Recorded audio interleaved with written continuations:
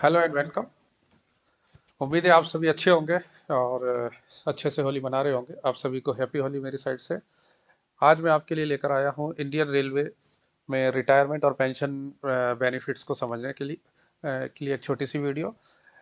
आप सभी का इसमें स्वागत है। आज हम इसमें देखेंगे कि जो भी लोग इंडियन रेलवे से रिटायर्ड होते हैं उनको क्या क्या पेंशनरी बेनिफिट मिलते हैं और उनके पेंशनरी बेनिफिट कैसे कैलकुलेट किए जाते हैं, कि उनको पेंशन किस तरीके से कैलकुलेट की जाती है, उनकी क्वालिफाइंग सर्विस कैसे कैलकुलेट की जाती है, पेंशन के लिए एलिजिबिलिटी क्राइटेरिया क्या रहता है।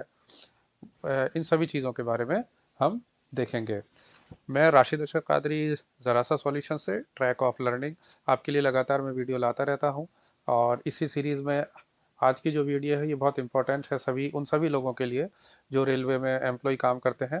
अगर रेलवे के अलावा अगर किसी अदर डिपार्टमेंट में लोग काम करते हैं, ये उन लोगों के लिए भी फ़ायदेमंद होगी, क्योंकि जो लोग इस पेंशन स्कीम के तहत आते हैं वो सभी लोगों के लिए एक ही तरीके से पेंशन कैलकुलेट की जाती हैं। थोड़ा सा रेलवे में लेकर कुछ ये होता है कि कुछ रनिंग स्टाफ वगैरह होता है तो थोड़ा सा डिफरेंट सिस्टम भी होते हैं कुछ। बाकी समस्त बेनिफिट लगभग समान ही होते हैं सभी विभागों में सेंट्रल गवर्नमेंट के। सबसे पहले हम देखेंगे कि पेंशन की योग्यता क्या है, एलिजिबिलिटी फॉर पेंशन, कि किसको पेंशन मिलेगी। 16 नवंबर 1957 से 31 दिसंबर 2003 के बीच जितने भी लोगों ने रेलवे को ज्वाइन किया या गवर्नमेंट सेक्टर को ज्वाइन किया, वो सभी जो है क्या कहते हैं पुरानी पेंशन स्कीम, जिसे हम ऑर्डिनरी पेंशन स्कीम भी कहते हैं, उसके तहत पेंशन पाने के हकदार होते हैं। वो सभी के सभी उनको उस से संबंधित जो पेंशनरी बेनिफिट हैं वो उन्हें मिलते हैं, जिसको हम SRPF सिस्टम भी कहते हैं। 1 जनवरी 2004 के बाद से जितने भी लोगों ने रेलवे ज्वाइन किया या सेंट्रल गवर्नमेंट की अदर सर्विसेज को ज्वाइन किया है, वो सभी जो है क्या कहते हैं न्यू पेंशन स्कीम या नेशनल पेंशन सिस्टम से जो है क्या कहते हैं गवर्न होते हैं, जो कि एक सेल्फ कॉन्ट्रीब्यूटरी स्कीम है, जिसमें 10% के लगभग सैलरी का एवरी मंथ जो है क्या कहते हैं एम्प्लॉय को खुद कंट्रीब्यूट करना पड़ता है। मिनिमम क्वालिफाइंग सर्विस भी बहुत ज़रूरी होती है किसी भी पेंशन को पाने के लिए। 10 साल की सर्विस कम से कम रिक्वायर्ड है अगर किसी व्यक्ति को पेंशन के लिए एलिजिबल होना है, यानी 10 साल से कम अगर किसी की लेंथ ऑफ सर्विस है तो उसको पेंशन नहीं मिलेगी। इन 5 या 10 साल की सर्विस का अगर उसने की है तो उसके लिए वो सर्विस ग्रेच्युटी का हकदार होगा पेंशन के स्थान पर।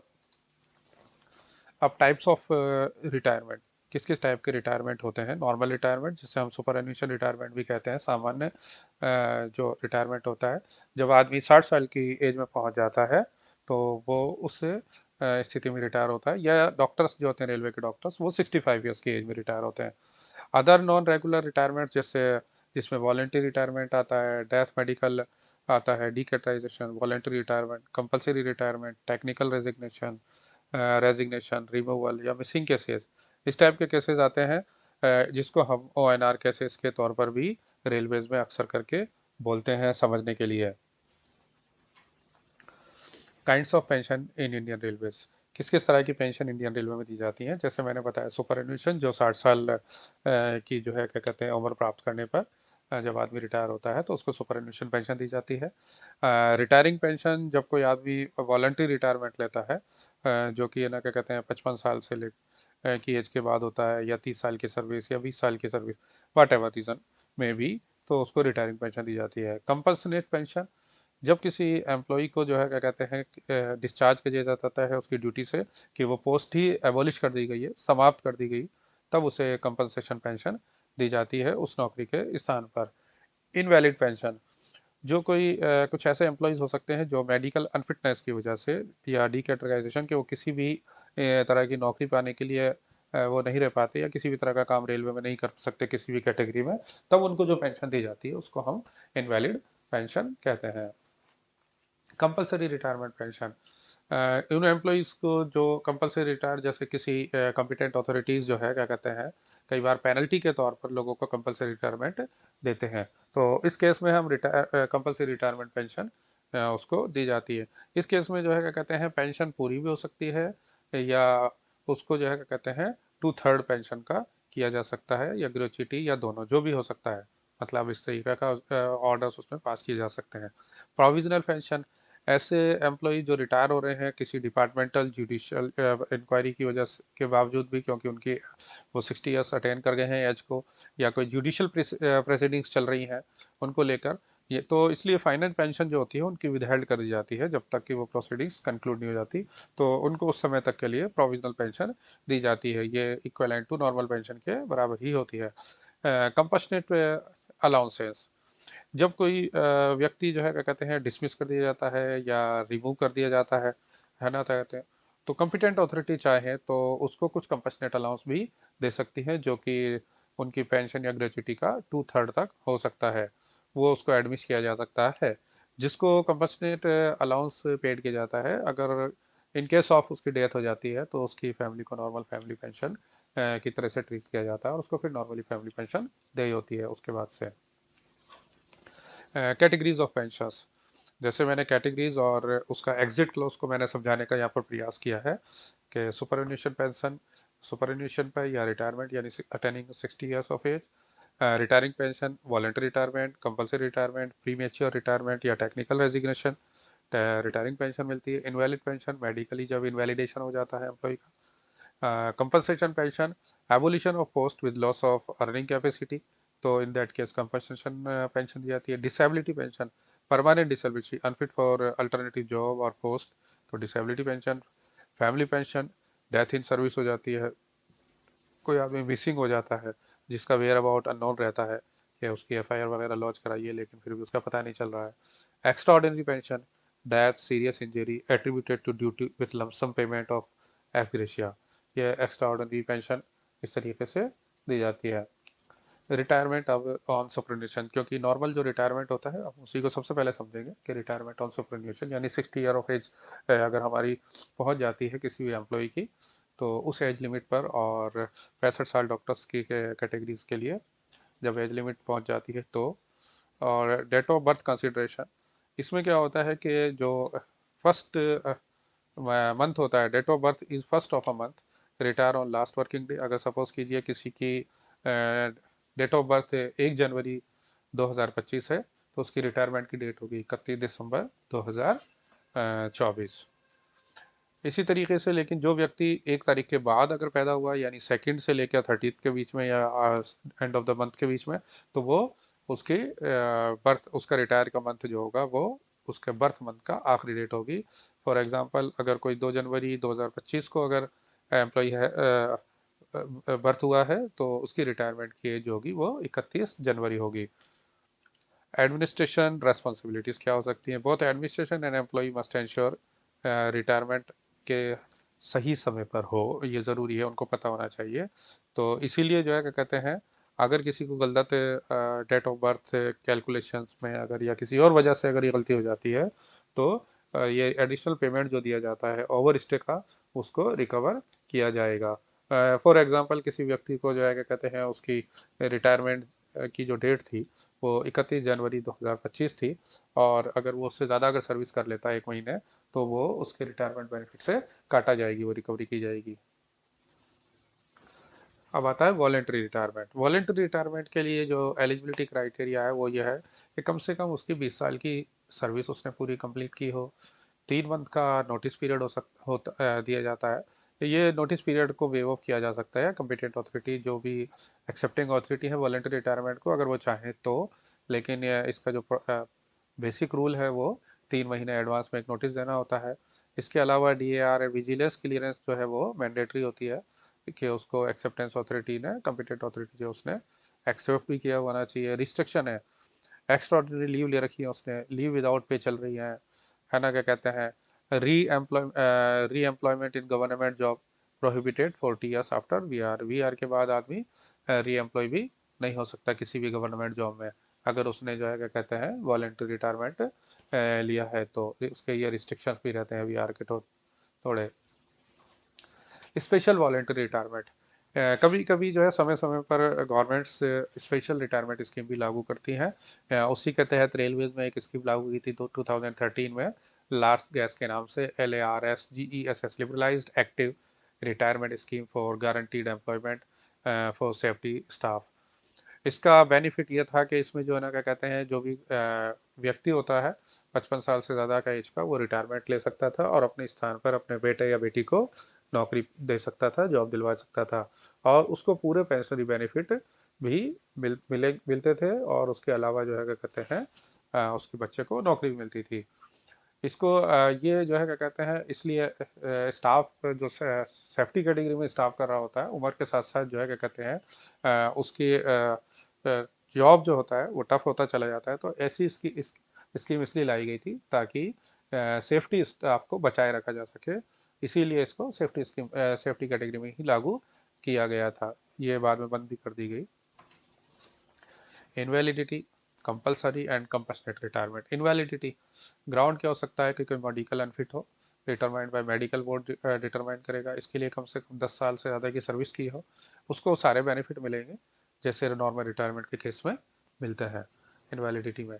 कंपलसरी रिटायरमेंट, इसका ग्राउंड ये होता है कि पनिशमेंट और पेनल्टी हो, क्वालिफाइंग सर्विस के लिए भी 10 ईयर्स ही होती है या उससे ज़्यादा उसने सर्विस की हो। इसमें जो है क्या कहते हैं 2/3 से लेस पेंशन नहीं दे सकते, फुल पेंशन भी दी जा सकती है, जो कि कॉम्पिटेंट अथॉरिटी डिसाइड कर सकती है। Compassionate allowance, admissible in case of removal from service up to 2/3 of pension. कभी कभी क्या होता है कि लोगों को रिमूव कर दिया जाता है सर्विस से, ऐसे केसेस में जब रिमूव किया जाता है तो उसको कंपसनेट अलाउंस दिया जा सकता है, जो कि पेंशन का 2/3 हो सकता है और ग्रेचुइटी का 2/3 हो सकता है और दोनों भी दे सकता है कम से कम, लेकिन ये 9,000 प्लस रिलीफ होता है।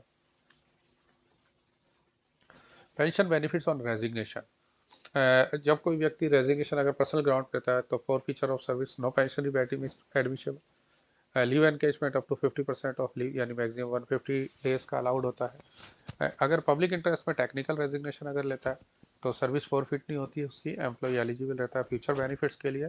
ऑप्शन रहता है count service in new organisation, वहाँ पर उसकी सर्विस काउंट हो जाती है, अगर दूसरी जगह जाके जॉब करता है तो वो पेंशन बेनिफिट अवेल कर सकता है पेरेंट डिपार्टमेंट से। या फिर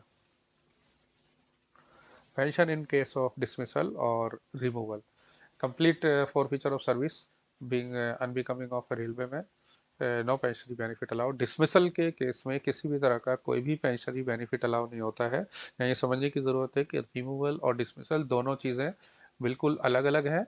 डिसमिसल के केस में कर्मचारी पूरी तरीके से सर्विस के लिए फॉरफिट हो जाता है, इन फ्यूचर में वो कहीं भी नौकरी नहीं कर सकता है डिसमिसल के केस में, तो वो उसको पेंशनरी बेनिफिट भी इसी अलाउ नहीं होते हैं।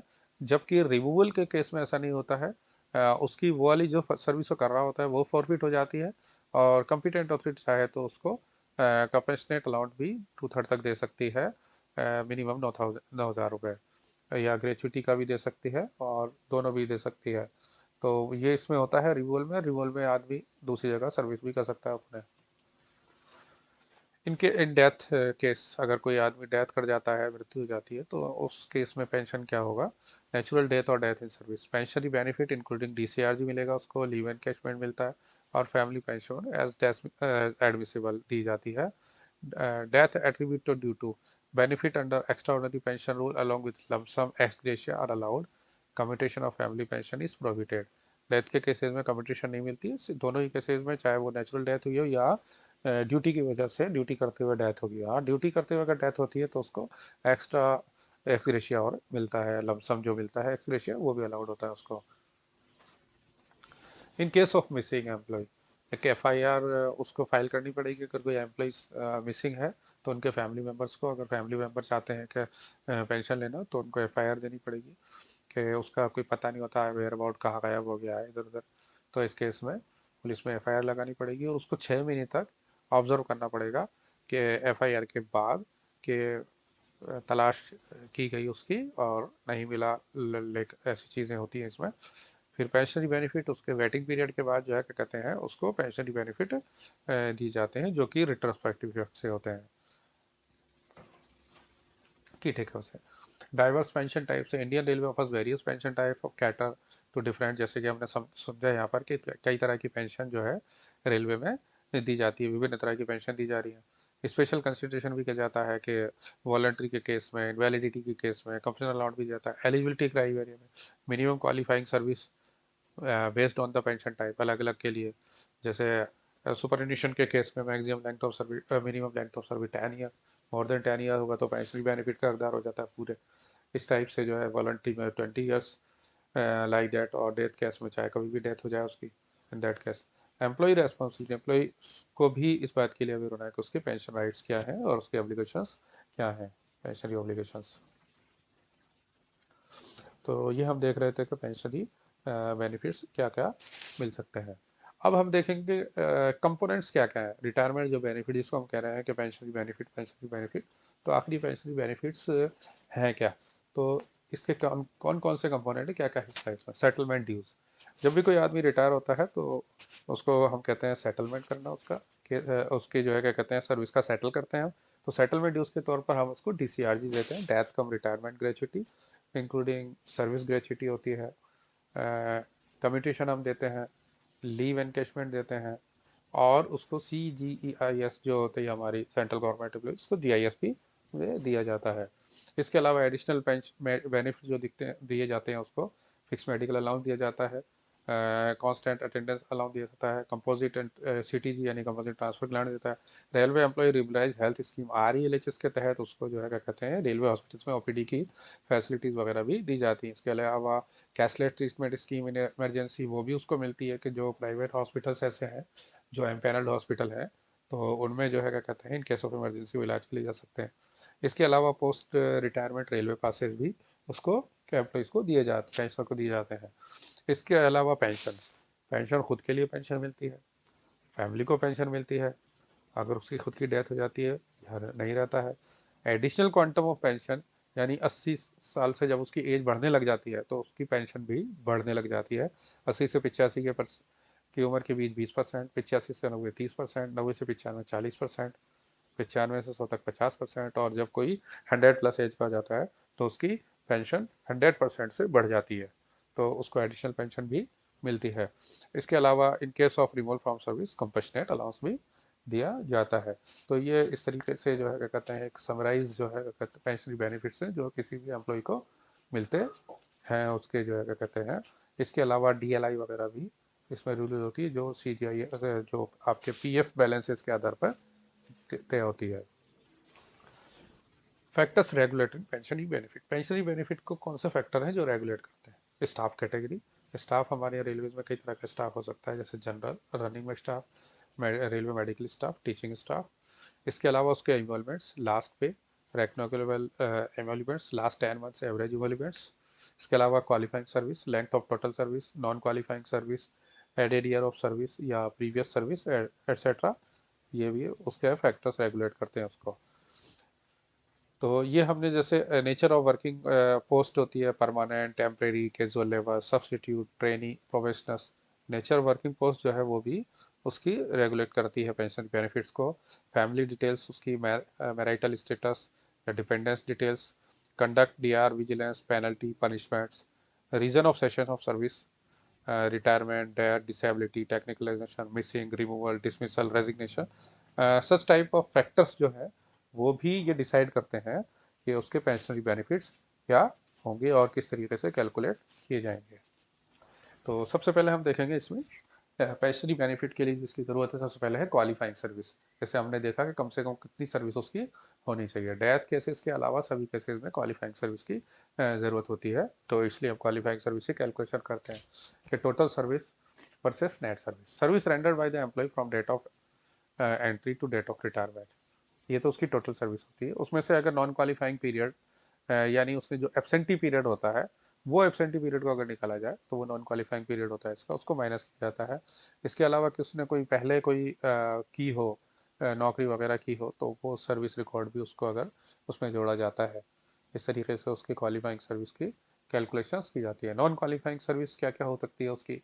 Period spent on leave without pay, यानी मेडिकल ग्राउंड के अलावा उसने जो है क्या कहते हैं विदाउट पे रहा, छुट्टी से गायब, नौकरी से गायब रहा, कोई सस्पेंशन का पीरियड रहा उसका, जितने दिन सस्पेंड रहा वो, period of extra ordinary leave other than granted for medical और हायर स्टडी, तो उसके अलावा कोई अगर छुट्टी पर रहा, period of casual labour before attaining temporary status, से पहले अगर वो कैजुअल लेबर रहा तो वो भी उसका नॉन क्वालिफाइंग सर्विस होती है।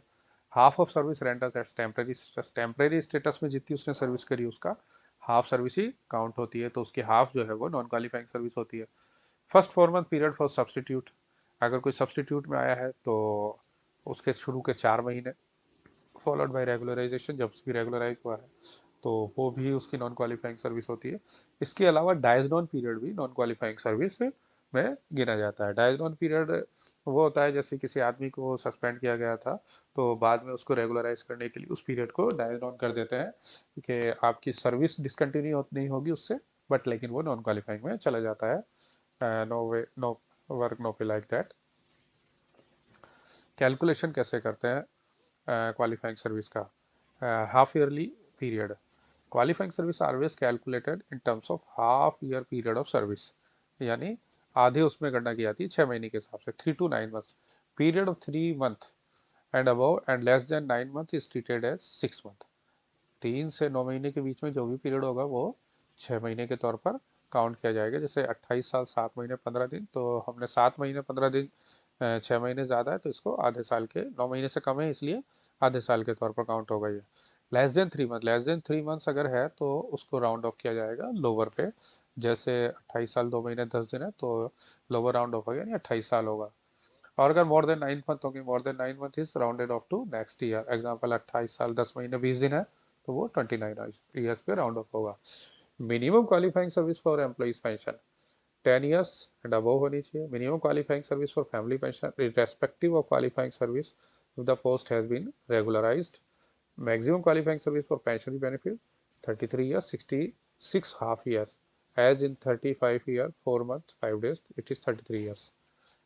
अगर 33 साल से कितनी भी ज़्यादा होगी तो वो 33 साल ही काउंट होती है।